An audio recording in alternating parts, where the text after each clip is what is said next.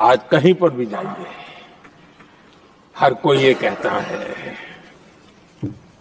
कि 2047 तक विकसित भारत बनना है। और मैं हैरान हूं,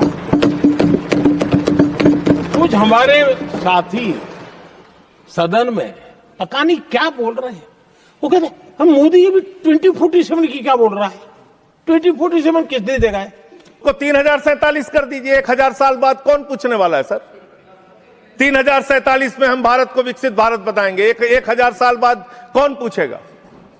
2047 में कौन सत्ता में रहेगा नहीं रहेगा, लेकिन आप ऐसा सब्जबाज दिखाते हैं कि आप 2047 में आप विकसित भारत बना देंगे। कैसे विकसित भारत बनाएंगे?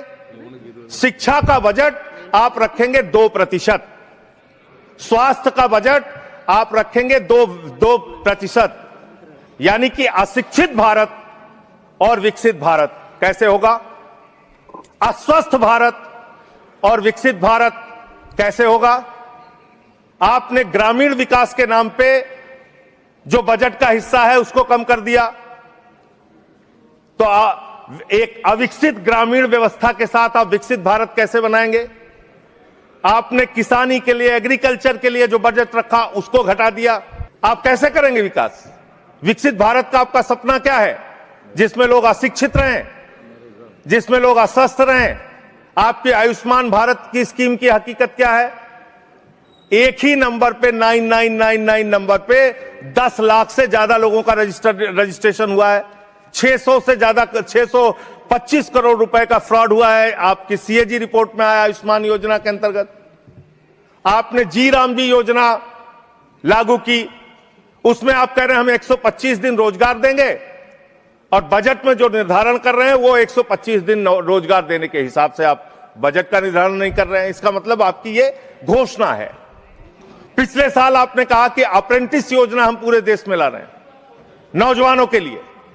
अप्रेंटिस योजना में जो पैसा आपने सरकार की ओर से निर्धारित किया उसमें 95% कटौती कर ली।